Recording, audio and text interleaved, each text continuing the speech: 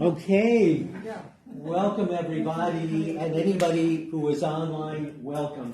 We are trying a new hybrid kind of presentation. We're not doing our usual kind of Sunday morning thing. We're having a workshop, and we have all these wonderful people here. I know that you at home can't see everybody at the table, because we can't position the camera in a way that will make it possible. I hope you can all hear. And what we're going to do is the first 20 minutes to a half hour of this workshop, you can participate as much as you want at home. I suggest that you have a piece of paper and a pen or a pencil, because we will be doing some journaling. And then we're going to shut off the online, and I suggest that if there's anything that stirs in you from the work that we do today, you might want to continue journaling after we shut it off. And hold on to whatever's present for you as part of this. So everybody, welcome. We are the Center for Spiritual Living Princeton, and our practitioner, Susan Neat, is going to pray us in. I have a few announcements first. Next week, our beloved Regina Quince will be leading a talk called The Molds We Create. And the week after that, I will be doing a talk called Holding the Space of Love, based on Virginia Stevenson's book about love. She is a disciple of Joel Goldsmith.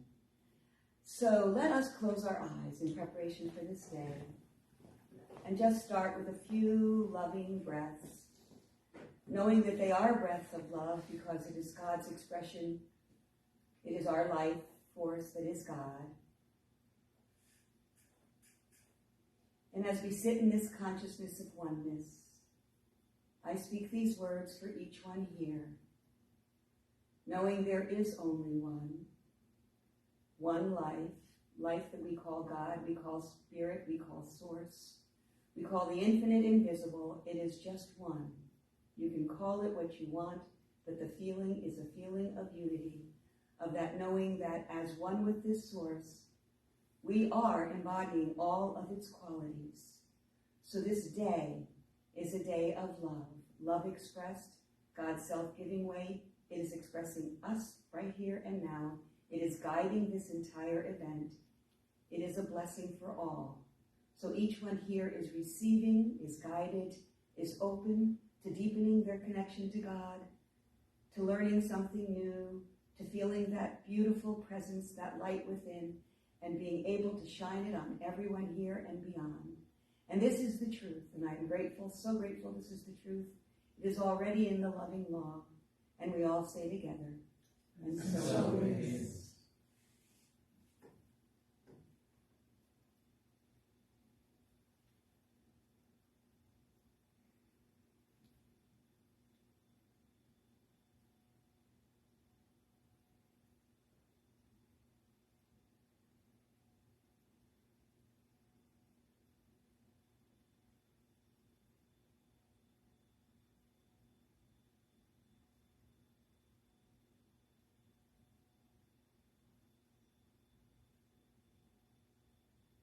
So thank you all for being in this loving presence. So thank you all for being here today with your loving presence. John, you're on. Oh, are you going to do some announcements? I did. Oh, you did everything. Okay. So, welcome.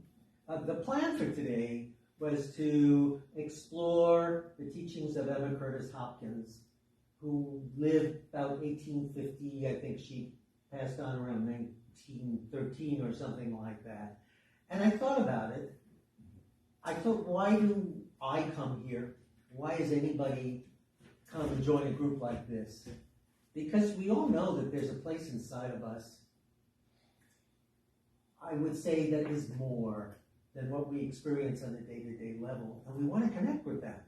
And then we want to use that on our day-to-day level, come from that place. Because the world is full of things that are very confusing. Right now, the world we're living in has a lot of things in it that probably most of us would rather see different. So my way of thinking about this isn't about the teachings of Emma Curtis Hopkins. It's about us having a chance to stop from our daily lives and think about things in a new way that may spark a deeper place inside of us and help us as we go forth into our week with maybe new ways of thinking about things, new practices that we can do that will help us to grow. So that's what we're here for. As a group, all of us growing together. So Emma Curtis Hopkins taught these 12 lessons, and she wrote a whole bunch of books, and every one of them is pretty much these 12 lessons, sort of expressed from different places of consciousness. The first lesson, which we did a month ago or something like that, is that don't say that God is my good. Say that my good is my God. Find out what's your highest good, and live from that place. All these ideas about God or spirit or the universe, whatever you want to call that truth, the best way for us to grow is to look, what's my highest good? Aim for that. One of the things, the second lesson is, well, we start aiming for our highest good. What shows up? Everything that isn't our highest good, right? I think I want to be loving. I start noticing all the ways that I'm not loving. So she talks a lot about using these negations in different ways as part of our spiritual practice. And also just recognizing the fact that that stuff is in there. You know, it's in our subconscious. And when we start focusing on being happy, being loving, all that kind of stuff, all that other stuff just shows up, right? And I've been thinking a lot about this in my own personal spiritual practice.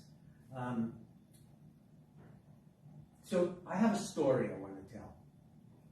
Some of you heard this story once a while ago, and I'll tell you how this story showed up. It's not a story I read in a book. I woke up one morning, and the story was in my head. I mean, this is literally true. The story was in my head, a piece of it, and it just wouldn't let me go. So for like 3 or 4 days, I kept thinking of the story and adding in details. And I said, where the hell did that come from? But it's this story, and it's helped me a lot. And I thought it sort of helps me to think about this whole issue. What do we do when the negative stuff shows up in our lives? So, get ready to listen to a story, okay? There was a village very far away from here, wherever here is, where there was a little girl. She was about 10 years old or so. And she was this odd little girl, and every morning she would wake up very, very early and go into the fields outside of her village to watch the sun rise, because it made her feel really peaceful to watch the sun come up and the colors and all this stuff. And she would feel really peaceful, and she would go back to her home, and as she went back, she would see the farmer fixing his fence, making noise. And the noise sort of bothered her because she liked being in peace. And then a little further, she saw the farmer's wife with pails clanking, going to milk the cows. And then she would go get closer to her little village, and people were waking up and making noise and calling to each other. And she would get home, and her brother and her sister were fighting with each other, and her mother was screaming for them to come to breakfast, and her grandmother was in the kitchen starting to get things together. And all of this sort of bothered her because she wanted to stay in the peaceful place. And as the days went on, she started finding that all of this noise and everyone was really bothering her and annoying her. Why weren't people quiet? Why do people have to make so much noise? So she went on day by day, and she would go to school, and the kids would be playing and yelling, and the teacher were yelling at them to keep quiet, and all of this kind of stuff. And as time went on, she started getting really angry. And she turned out, this little peaceful girl turned out to be a really angry little girl. And one day she yelled at her teacher. And the teacher went to her mother and said, this has got to stop. You've got to teach this little girl not to be like that. So the mother looked at her and said, okay, I think that you've been invaded by some kind of evil spirit. I'm taking you to the wise woman, and she is going to get that evil spirit out of you. So the next morning, the mother grabbed her, pulled her by the arm, out to the next village, and there was a little hut that the girl had never seen before. And the mother said, you go in there, and you tell her what's going on with you. And she is going to get that evil spirit out of you. And so the little girl went in, knocked on the door, there was no answer. And the mother said, just go in. And she goes inside, and it's dark, and she can't see anything. And then her eyes start to adjust, and she sees in the corner there's this very old woman making tea in the corner. And the woman looks at her and says, you want tea? And she says, I don't know. She says, well, make up your mind, because I'm making a cup right now. What are you here for? And the little girl says, well, my mother thinks that I've been invaded by an evil spirit, but I just want peace. I want to know the secret of peace. Why is the world so noisy? Why are people always making so much noise? And the woman says, oh, I don't know if I can help you with that. For that, you've got to ask the gods. And the little girl said, well, how am I supposed to do that? I don't know how to talk to the gods. And the little old lady says, well, would you like to find out? And she stood for a minute. Okay, I don't know if I believe in the gods, but okay, if you can teach me something. So the woman went, and she had a piece of cloth that was torn off the edge of a blanket, and she grabbed that, and she went over to the fireplace where last night's fire was now dry, and she picked up a piece of charcoal, and she drew something on the piece of cloth. And she said, here, to the little girl. And the girl says, what's that? She says, it's a map. It's a map to the place where you can go and talk to the gods and ask them for what you want. And the little girl looked at it and says, that's pretty confusing. She says, you came here, you asked me for something, I gave it to you. Go ahead. So, and she said, the old woman said, there's only one requirement. You gotta get there before the sun comes up. So next morning, the little girl gets up and she's grumbling. She says, I don't know why I'm doing this. There aren't any gods. I don't know what I'm supposed to ask them, all this stuff. But she takes the piece of cloth and she notices that there's like a mark on it. And she looks down the road and she says, oh, maybe this is a map. So she starts following, and there's all these little landmarks, little marks on the map. And she gets a good way away from her village. And she doesn't know where she's going. She's a little scared. She's a little confused. And she gets away and she looks up. And there's the edge of a jungle. It's a direction she's never gone in. She didn't even know it was there. So now she gets to the edge of the jungle. She looks at the map. That's where the map ends. And she says, well, what am I supposed to do now? I can't get like solid trees. How do I get in there? And she sees an animal running. Go right into a place, and she looks, this sort of a path where all the animals used to go in. She has no other choice. She goes on the path and goes into the jungle. And in the center of this jungle, it's very dark, and she comes to a clearing. And in the middle of the clearing, there's a tree. And this tree looks like it was there from the beginning of the earth. It's the oldest tree she had ever seen. It's huge, with these huge branches. And hanging from one of the branches is this piece of metal. It's got these strange letters on it. And it looks like it came out of a volcano that blew up at the beginning of the earth. Like it was hanging there forever. Well, what am I supposed to do with that? So she looks around, and she notices something on the edge of the clearing. It's an old piece of wood. And it has on it the same letters that are on that piece of metal. She says, okay, I'm here. I don't know what this is, but let's see what happens. So she struggles and picks up this big piece of wood, and she swings it and hits the piece of metal. And it starts vibrating. with this awful noise. And the girl screams and drops the piece of wood and runs away and runs to the old woman. She said, "Where did you send me to this place? I'm trying to find peace, and that thing was making this awful noise. I can't stand it." And the old woman said, "You asked me for something. I told you the answer, and you're running away from it. Here's what you got to do. Every day for the next month, you got to go back there and bang on that piece of metal and start listening to it." Okay, the girl had no choice because her mother was angry with her, her teacher was angry with her, everybody was angry with her, and she didn't have any peace.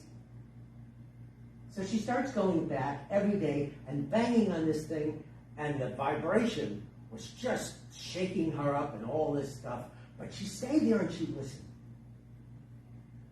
And as she started to notice after a few days that after she banged on that piece of metal, the vibration, as it stopped vibrating, and it took a long time to do that, different sounds were coming. The pitch would change. There were some things that were louder than others. There were some things that were really awful to listen to, and some things that were wonderful to listen to. And then it got quiet. And as the days went by, she found that by listening, as it got quiet, she got quiet. Well, I don't hear the voice of the gods, but this is nice, because I wanted peace. And for a few minutes at least, I feel peace. And so then in the second week, she started to go, and she started really listening to what she was hearing. And there were all these different sounds, and she started hearing that some of them were quite beautiful. And she got absorbed in the sounds, and as it got quiet, at the end of its vibration, she got quiet, and she started noticing that as she was going home, that quiet stayed with her. And then around the third week, she went really enjoying the quiet that she had, even though our world was still a pretty noisy world. She had a realization. And that is, when she got there, it was quiet. When she left, it was quiet. What happened in between? She started a vibration. And the vibration was what was making all that noise. But really, it was the silence that was vibrating, and when it vibrated, it made noise. So the silence and the vibration weren't really two different things. It's just the silence, when you made it vibrate, it made noise. And as the days went by, it occurred to her, she didn't have to hit that piece of metal. She hit it by choice. And when she hit it, it vibrated. If she didn't want to hear the sound, she didn't have to hit the piece of metal. But also she realized she had started really liking hearing the vibrations, knowing that it wasn't any different than the quiet. The vibration was simply the silence vibrating.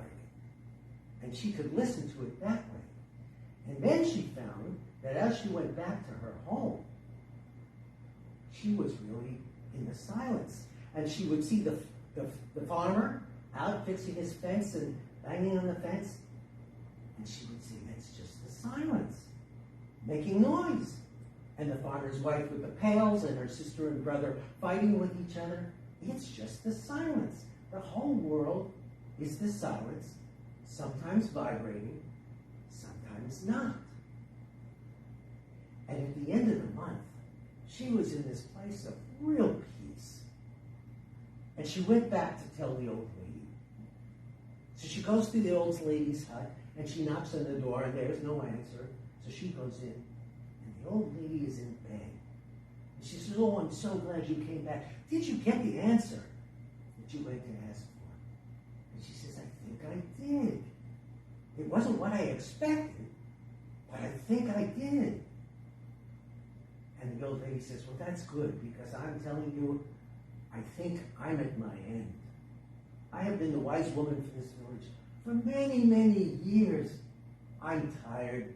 I think my end is coming. And just at that point, they hear a noise outside. It's somebody knocking on the door. It's a man. The old lady says, I can't even meet anybody anymore. Why don't you go see who it is? And so the little girl opens the door and says, I want to talk to the old lady. My wife is driving me nuts. She gets really angry with me because I'm doing all of these things with my cart and I'm fixing it and all that stuff, and she gets angry with me and I get angry with her, and I'm tired of it. I think she has some kind of demon in her. I want the old lady to drive out the demon. And the old lady says, no, I'm finished. But this girl, she may know something that she can tell you to help you to drive out that demon. And the little girl says, well, I don't know how to do that. And the old lady says, yes, you do. My time is finished. Now you're the wise woman in this village. Teach what you've learned, live it, and you are now in peace. So that's the story. I swear I woke up one morning and half of this thing was in my head and then the rest of it. I really think about that a lot. So there's a question, what's your reaction? Think about what? About death, you said? No, I think about that whole thing that when I find myself... Think about that, okay. Yes, about that. When I find myself in a place where I am not at peace and my mind is just going and stuff is stuck there, I really let myself go there. Okay, it's the silence vibrating. Somehow or other, I made it vibrate. I'm doing something to make it vibrate. But somewhere in there, there's a choice. I don't need to do that. And what I really know is, it's still the silence. So for me, that's something that I do as one of my practices that I keep in my mind. Any thoughts? So you were visited the little girl. I suppose so, yes. And you received whatever, an assignment, and you did it, and you did your process, that happened. Isn't that interesting? I didn't think of it quite that way, but yeah, you're absolutely right. I was sort of like, what is that? And I couldn't get it out of my mind when it first appeared. So anyway, that's neither here nor there. I think it's a great story. Yeah, so this came out of your mind. Because I guess I've heard... Well, it came from somewhere. I know, but I've heard this before. I must have heard... I told it once. Okay. Yeah. Yeah, because I remembered it as you were telling it. It's the, I mean, there are many ways. It's a shamanic journey. It's the hero's journey. Yeah. It's a version of transformation. Well, okay, so that's my experience, right? This is not about my experience. This is about our experience. I would like, if we would, us to do some journaling. Oh, that's my paper. We're going to pass out paper and pencil and take some time in thinking about, and for you online, this is the time for you to do some journaling, if you're still there, about what is it in your life that you're really unhappy with. And just know that you can go exactly as deep with this as you choose to. We're all safe because we're here in the presence of that peace that is in everything. This is a time to think about some of the things in your life, maybe some things that you do or things that you experience that you would rather not be experiencing. As I said, you can make it as deep or whatever you like, however you would like to do this. How are we doing time-wise? Huh. We just check online here. Do we still have people?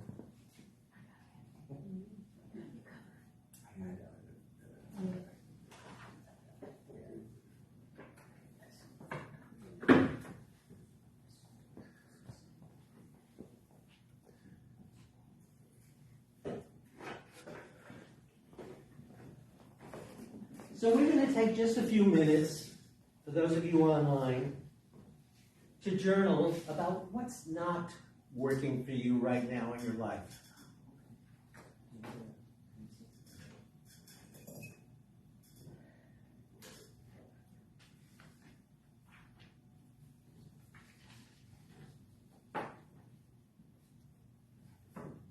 And if you're uncomfortable talking about things that aren't working, just know that after we're finished with this, we're going to look at some ways, some other ways that you can deal with this. I mean, it's the world, right?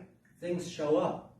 We do spiritual practice and then stuff shows up. So we're going to look at that.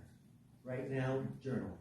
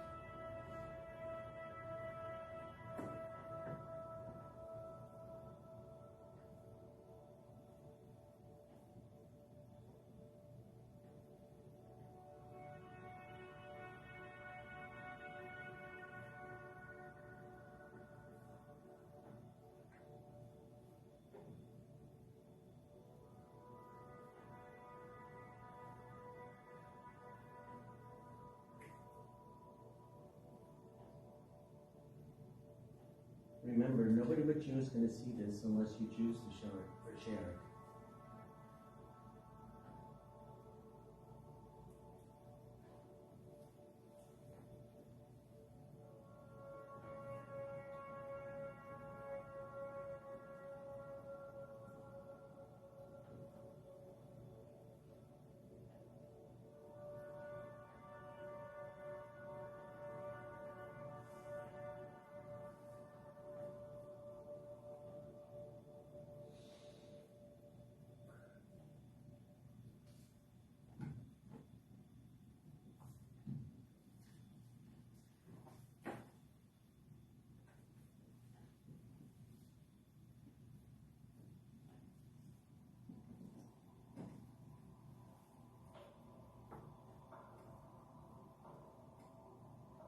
Just another few minutes.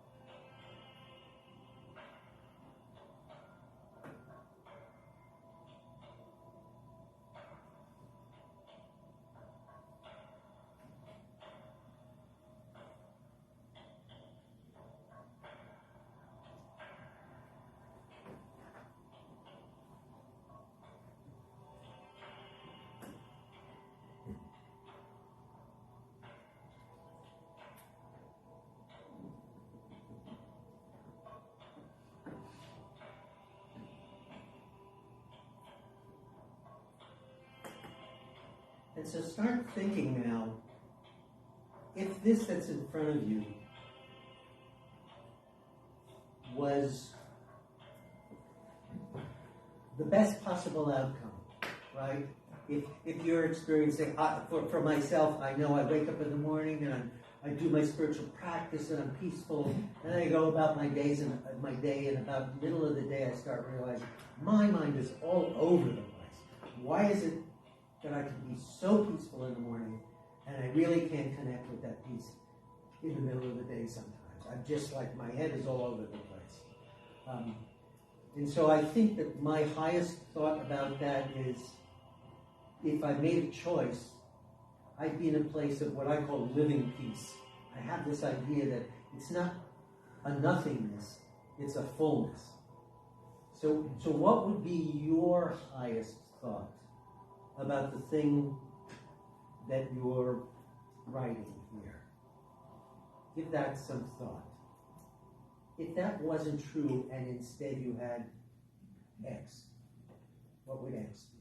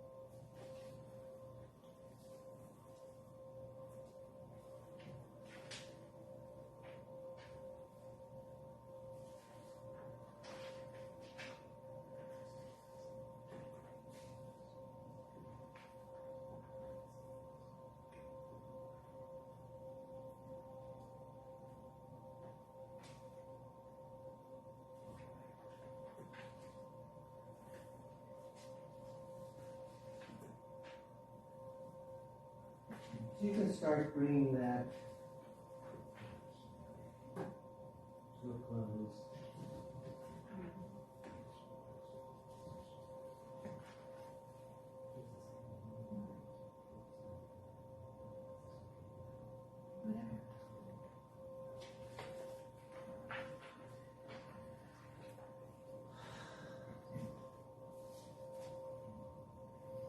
Okay, so wherever you are with that, that's something that you can take home and continue to think about. Maybe do some more journaling if that's what you like. And so one of the things we hear today, there are so many different ways of approaching these kinds of things, and we all experience them, right? I mean, every one of us has our own version of these kinds of problems, right? We know what we want. I suppose if all of us who are here are people who want a spiritual connection, right? So we probably have an idea of what it would look like if we were truly connected within to spirit or whatever you want to call it, right? And then we have our day-to-day experience. So this is the way Emma approaches it. And I'd love to read this together. For those of you at home, you can just listen to these statements. These are Emma's statements, and let's read it all together. I tell you that all that stands between me and my good, which belongs to me and which I ought to have, is my own idea of the absence of good. So let's stop right here and think about this for a second. Well, this is one of the key things in our teaching, that the highest truth lives in us right here, right now, fully, always. But what we focus on is what we experience, right? And we are all, the world wants us to be upset so that we buy more stuff, or that we, get involved in things. And it's not us creating something new inside. It's already there. But it's us letting go of the need to bang that piece of metal and make noise. Right? Because that's what we do. I know that's what I do. I get up in the morning and I'm really peaceful when I do my morning spiritual practice. And like I said, it comes around noon, I suddenly notice I'm not sure what it is that I'm doing, but sure I'm banging that thing because it's noisy in my head, you know.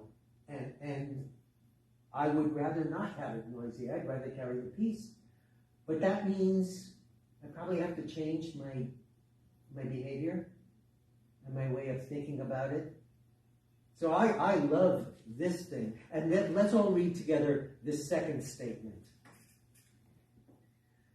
Between me and the attainment of supreme bliss is simply my claim of misery. Right? If you keep hitting the gong, it's going to keep making noise. That's all. In some senses, what we teach as the spiritual life is that. Now, it's not as simple as that, or at least it certainly doesn't seem to be, because our lives are a lot more complicated than that, right? And if you really bring it down, I am claiming I keep hitting that gong, and it keeps making noise, and they keep complaining about it. So what we teach is, how do we learn to stop hitting that gong? Or to listen to the sound that the gong makes and know that it's not different than the peace, right? And that's just a matter of us beginning to build new beliefs in our lives.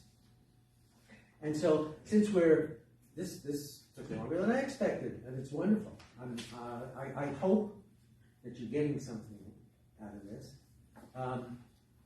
Let's read what's on the other side of the paper. For those of you who do spiritual mind treatment, which is our form of prayer, affirmative prayer, it was suggested to me to add this. Let's read this all together. Any false belief that I am holding is as darkness, and the truth that I declare is the light that destroys the darkness. So the truth is that peace, love, light is our true nature. This is what we teach, and it's absolutely what I believe and what all of us are practicing here. These things are true about us. We have to consciously let go of those beliefs. That's what spiritual practice is for. And as we say, darkness is not a thing. Darkness doesn't really exist. What exists is the light or the absence of the light, right? The way you get rid of the darkness is bringing the light. And you don't have to wait. You turn on a flashlight, the light is there the minute you turn it on, right? You don't have to wait 10 minutes for the darkness to dissipate. Darkness is just gone as soon as you turn on the light. So conceptually, our practice is to constantly be turning on the light. To look at wherever we experience what we think is darkness. Mm-hmm. And knowing that it's really just the light. And turning the light on. In a room that has no windows and there's no cracks under the door, it's completely dark. And it's been dark for 100 years. But there is a switch somewhere. As soon as that switch is turned, the thing that was, this darkness had no substance, it's vanished. And what is present is light. And that's a different way of saying it. Yeah, yes. So I'm going to bring the online portion of this to an end. I hope you've gotten some value. I hope that if you're at home and that you've been journaling, that you'll continue journaling on this and thinking about this, that the truth lives in you. And the truth, I use the word truth. You can use the word God. You can use the word love. Whatever is the highest concept of who you are and who humanity is, that's the light for you. That's where we started. Emma Curtis Hopkins' statement that don't say that God is your good, say that your good is your God. Make that your God, the highest relief of who you are and who humanity is. And by shining that light, we start letting go of the darkness and living in the light. So we here are going to do some discussion, if that's what we want, and we have some refreshments. We're sorry you aren't here with us to enjoy the refreshments, but have a wonderful week.